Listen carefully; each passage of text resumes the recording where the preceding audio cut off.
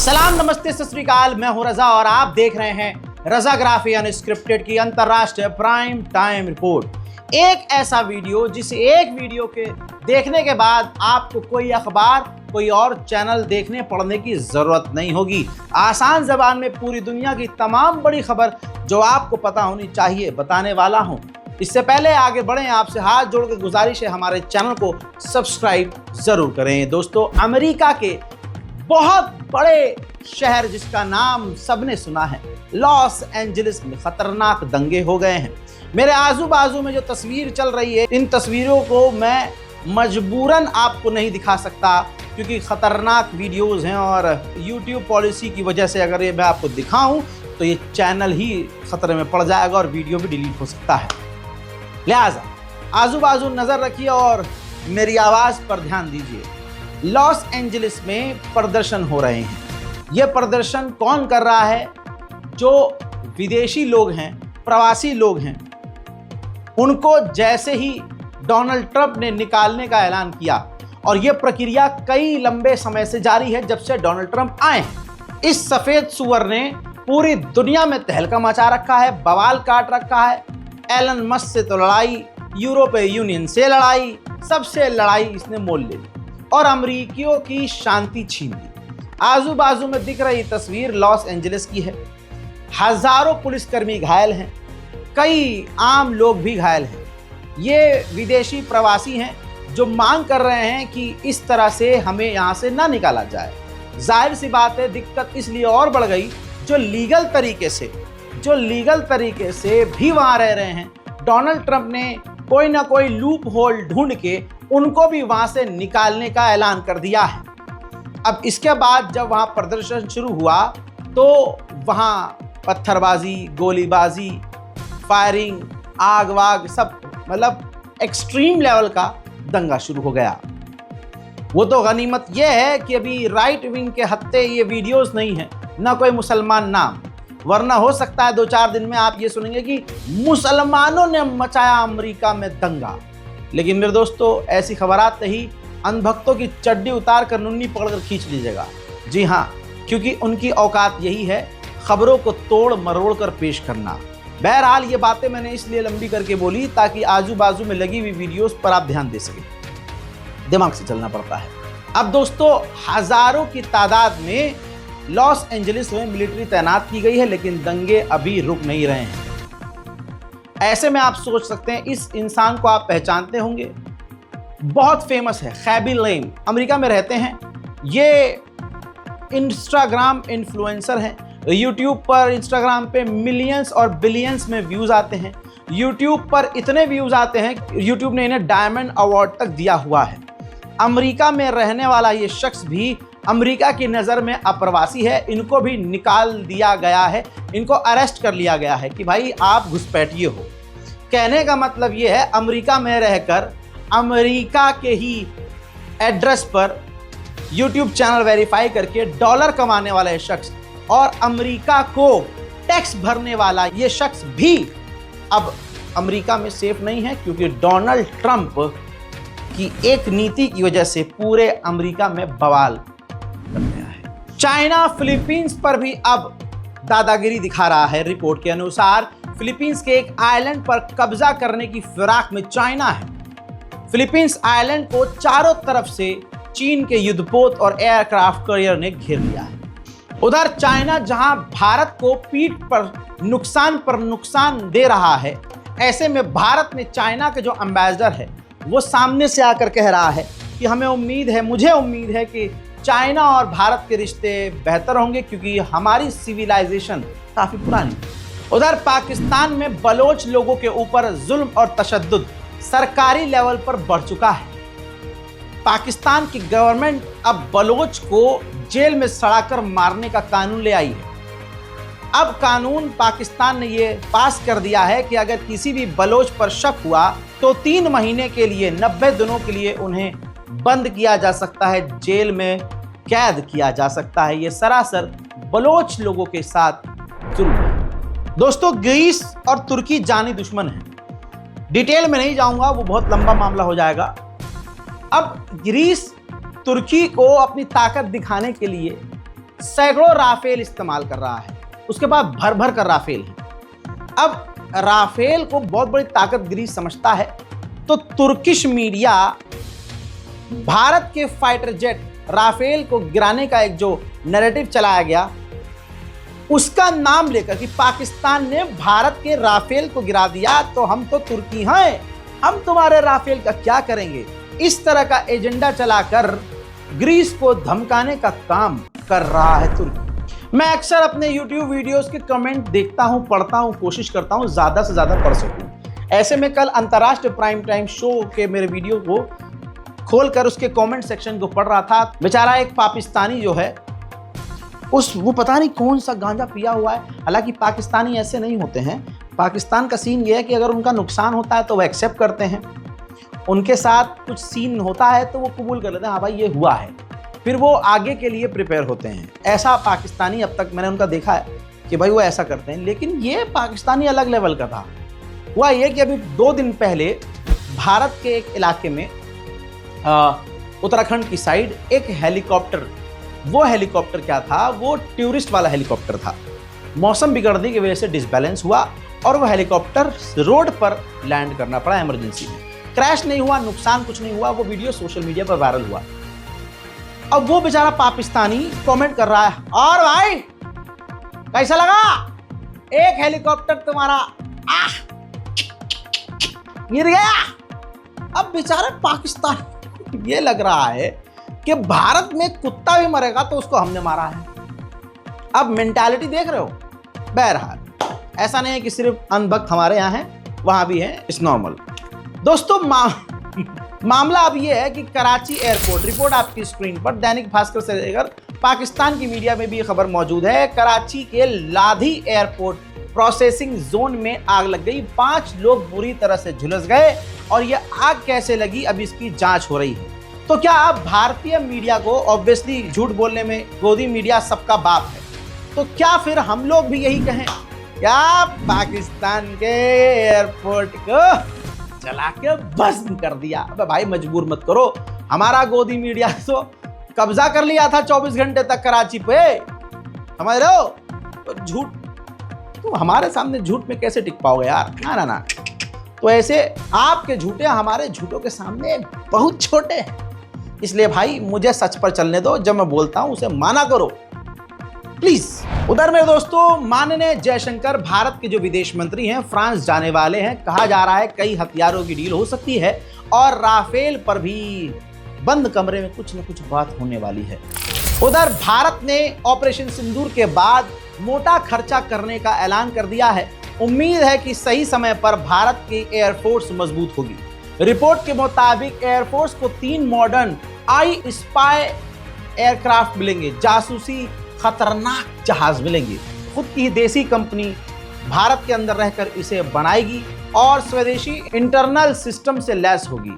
सरकार 10,000 करोड़ के प्रोजेक्ट को इसी महीने मंजूरी दे सकती है। अगर ऐसा हुआ तो भारतीय एयरफोर्स काफी मजबूत होगी। उधर पाकिस्तान चाइनीज मेड हमारे बॉर्डर के पास, अपने बॉर्डर की सीमा पर, ये देखिए खतरनाक ड्रोन उड़ा रहा है। पाकिस्तान के इरादे क्या हैं मैं यहाँ एक्सप्लेन नहीं करूँगा। पिछले 4 साल से बार बार मैं कह रहा हूँ कि पाकिस्तान भारत के लिए ख़तरा है, पाकिस्तान को कमज़ोर समझना गलत है। लेकिन अफसोस, सबने मुझे कहा कि भाई तुम तो बेकार की बातें कर रहे हो, लेकिन पहलगाम हमले के बाद जो कुछ हुआ सब आपके सामने है। उधर डोनाल्ड ट्रंप ने जहाँ पूरे अमरीकियों को पूरी दुनिया की नज़रों से गिरा दिया है, अपने दोस्त एलन मस्क की नज़रों में भी गिर चुका है। अब ये अपने पैरों से भी लड़खड़ा कर गिर रहा है। ये वीडियो वायरल हो गया है सोशल मीडिया पर कि जब डोनाल्ड ट्रंप जहाज में चढ़ रहे थे तो वो भी बाइडेन की तरह लड़खड़ा गए। मज़ेदार बात यह है कि अमेरिका का विदेश मंत्री भी जब जहाज में चढ़ रहा था तो वो भी लड़खड़ा गया है।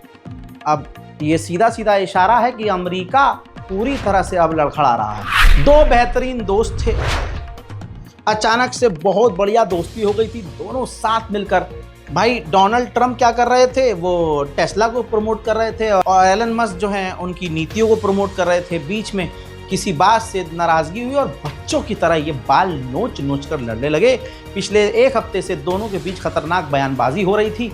अब ऐसे में मामला बहुत ज़्यादा बढ़ गया तो अमेरिका के राष्ट्रपति डोनाल्ड ट्रंप के एडवाइज़र और एलन मस्क के एडवाइज़र दोनों ने फ़ोन पर बात करी और दोनों बच्चे राज़ी हो गए कि अब एक दूसरे के खिलाफ बयानबाजी हम नहीं करेंगे। वहीं डोनाल्ड ट्रंप का बर्थडे आने वाला है। मेरा भी ख्वाब है भाई मैं भी ऐसा कभी बर्थडे मनाऊं। अपने अमरीकियों का पैसा खर्च करके अपने बर्थडे पर ये डोनाल्ड ट्रंप परेड करवाएगा। यानी आप समझ सकते हैं कि टैंक, फाइटर जेट, न जाने क्या क्या, जैसे हमारे यहाँ 15 अगस्त और 26 जनवरी को होता है, देश का पैसा, अपने अमरीकियों का पैसा अपने ही बर्थडे पे फूकेगा। ये तो हमारे दोस्त वाली बात हो गई भाई साहब। हमारे बर्थडे पे एक केक नहीं काटा जा रहा और अपने बर्थडे पे भाई साहब पता नहीं क्या करवा लिया उन्होंने। उधर चाइना के एक पत्रकार ने ये फोटो जारी कर दी। ये चाइना का 6th जनरेशन का फाइटर जेट है J-36। इसका फोटो वायरल हो गया। पत्रकार था भाई, खींच के डाल दिया, जिसके बाद उस पत्रकार को गिरफ्तार कर लिया है चाइना ने और जेल में ठूस दिया है। मेरे दोस्तों, ब्रिटेन के अंदर लंदन में चाइना की एम्बेसी है जिसको वो अपग्रेड कर रहा है, कुछ उसमें बदलाव कर रहा है। तो अमेरिका ने वार्निंग दी है, ब्रिटेन से कहा है कि देखिए ये डेटा सेंटर बना रहा है, इसको अपग्रेड करके आपके यहाँ, तो ऐसा होने मत देना। हजरात, कोलंबिया में राष्ट्रपति पद के लिए उम्मीदवार जो हैं बयान दे रहे थे, स्पीच दे रहे थे, उसी वक्त एक 16-17 साल के नाबालिग लड़के ने उनके सर में गोलियों की बरसात कर दी। वीडियो हमारे पास मौजूद है, लेकिन अगर दिखा दिया तो ये वीडियो ही डिलीट हो जाएगा और यूट्यूब हमारी ही लंका लगा देगा। लिहाजा ये प्रूफ है और आपको बता दूं कि अभी तक वो जिंदा है। एक सर्जरी हो चुकी है और अब दूसरी सर्जरी होनी बाकी है। देखना ये होगा क्या, लेकिन हमारे मतलब मेरा जो ओपिनियन है वो ये है कि अगर ये राष्ट्रपति पद के लिए जरूर लड़ रहे हैं, अगर ये बच गए तो फिर तो यही जीतेंगे। कोलंबिया का राष्ट्रपति फिर यही होगा। एक बार फिर डोनाल्ड ट्रंप से सामने से पंगा ले रहा है यूक्रेन का राष्ट्रपति ज़ेलेंस्की। अपने ताज़ा तरीन बयान में उन्होंने कहा कि 20,000 हमें मिसाइल डोनाल्ड ट्रंप देने वाले थे, लेकिन वो हमें न दे करके उन्होंने मिडिल ईस्ट में यानी अरब देशों को बेच दिए। यूक्रेन की महिला एक्टिविस्ट ने अपने ताज़ा तरीन बयान में कहा कि जो भी यूक्रेन की 18 साल की लड़कियां हैं, बच्चियां हैं, वो भी मोबिलाइजेशन यानी सेना में शामिल होने के लिए तैयार रहें तो बेहतर होगा। रूस के ऊपर अंदर घुसकर यूक्रेन ने ड्रोन हमला तो किया, लेकिन रशिया ने बड़ी शांति से बदला लिया, कई इलाकों को तबाह कर दिया। और ये ताज़ा मंजर आपको दिखा रहा हूँ, ये यूक्रेन का एक शहर है जिस पर रशिया ने कब्जा कर लिया, चारों तरफ तबाही मचा दी और रूस का झंडा लहराकर उस पूरे यूक्रेन के शहर पर कब्जा कर लिया। जर्मनी ने जमकर यूक्रेन को हथियार बेचे और रूस के खिलाफ बयानबाजी की, लेकिन रूस की ताकत का एहसास होने के बाद आज जर्मन की ऐसी फटी पड़ी है कि जर्मनी तेजी से बमों से बचने के लिए बंकर्स बना रहा है। कई दिनों बाद रशिया ने यूक्रेन के इलाकों पर मिसाइलों और बमबारी की बरसात शुरू कर दी है। पहला मंजर आपके सामने। Короче, в трубу ебало, вот в пропаловскую газовую, бля, хуярит, я ебу। इसके बाद यूक्रेन ने दावा किया है कि हमने रूस का Su-35 फाइटर जेट मार गिराया है। उधर जैसा हमने सोचा था वही हुआ। अब डोनाल्ड ट्रंप खुद कह रहे हैं कि ज़ेलेंस्की ने पुतिन को मौका दिया है एक बड़ा, जिससे वो यूक्रेन में तबाही मचा सकता है।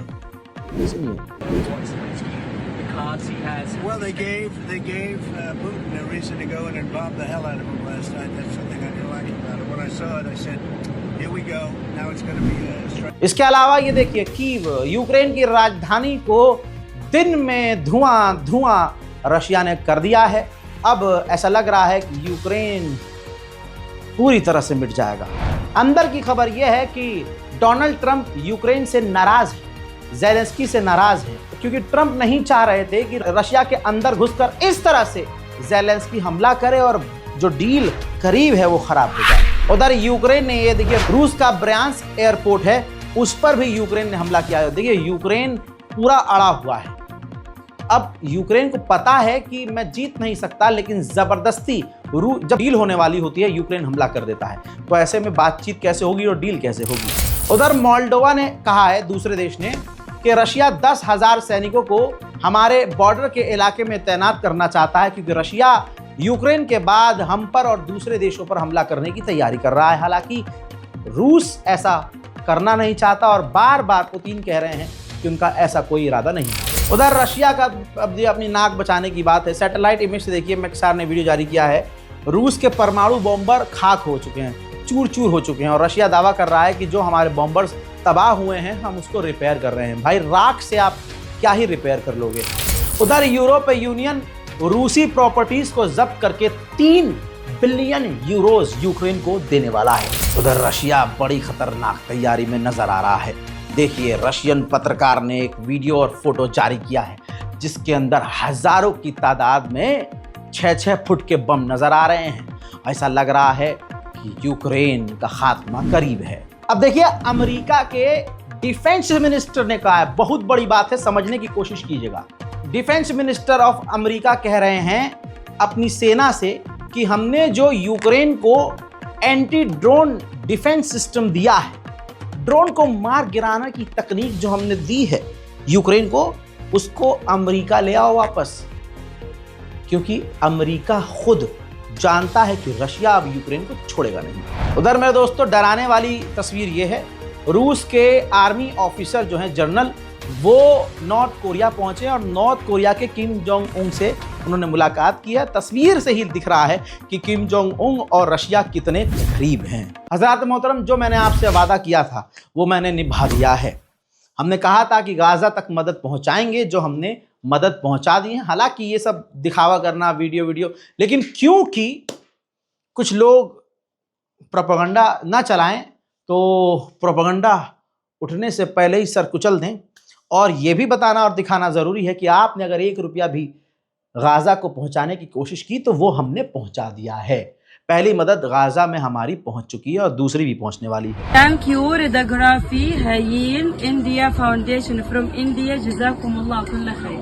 اليوم إن شاء الله سيتم توزيع الطعام الساخن على النازحين كما وصفنا. हज़रात मोहतरम, आप देख सकते हैं कि आपकी मदद और हमारी कोशिश और साफ नियत ने हमें कामयाबी दी और अल्लाह ने हमें गाज़ा तक पहुंचने का सीधा रास्ता खोल कर दे दिया है। साथ में जो बार कोड है, इनका इस्तेमाल करके गाज़ा और फ़िलिस्तीन की मदद के लिए आगे आइए।